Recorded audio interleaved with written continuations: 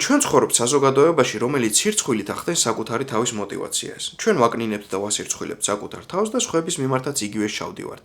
და ეს როგორც ჩანს მუშაობს, სულ მცირე მოკლევადიან პერსპექტივაში. საკუთარი თავის მიმართ მკაცრი დამოკიდებულება შეიძლება საკმარისი ადრენალინის გამომუშავებას უწყობდეს ხელს, რათა მოქმედების ფაზაში მოგიყვანოთ, მაგრამ რა ხდება შემდეგ ჯერზე, როცა мотивაცია დაგჭირდებათ? ისევ ასირცხვილებთ საკუთარ თავს და ეს მეორდება მანამდე, სანამ არ გახდება ერთადერთი გზა, რომელთაც იცით როგორ წახვიდეთ წინ. ცვლილებების საჭიროება გათანაბრებული იქნება საკუთარი თავის დარწმუნებასთან, დისციპლინის საჭიროება დარწმუნებასთან და ეს ყველაფერი ემსგავსება ციკლს, რომელიც მუშაობს, სანამ არ შეწყვეტს მუშაობას, სანამ არ იგრძნობთ გადაწვას და თვით შეფასება დაკარგული არ მიეჯაჭვებით ლოგინს.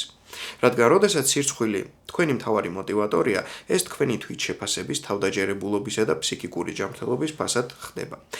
თქვენ რეალურად არ ქმნით მდგომარეობას, თქვენ ქმნით ციკლს, რომელიც ყოველ ჯერზე გამეორებისას გდგენთ. თუ სირცხვილი ერთადერთი საწვავია, რაც გაქვთ, გადაწვა გარდაუვალია. არსებობს საკუთარი თავის мотивაციის უფრო ჯანსაღი გზები. მათ შეიძლება არ მოგცენ იგივე გადაუდებლობის ტალღა, მაგრამ ისინი მდგრადია და არ დაგიჯდებათ გაფუჭებულ ურთიერთობად საკუთარ თავთან. ის თუ რა ჯანსაღი მეთოდები არსებობს, საკმაოდ ინდივიდუალურია, მაგრამ მთავარია პირველი ნაბიჯი გადადგათ და შეეშვათ საკუთარი თავის დარწმუნებას.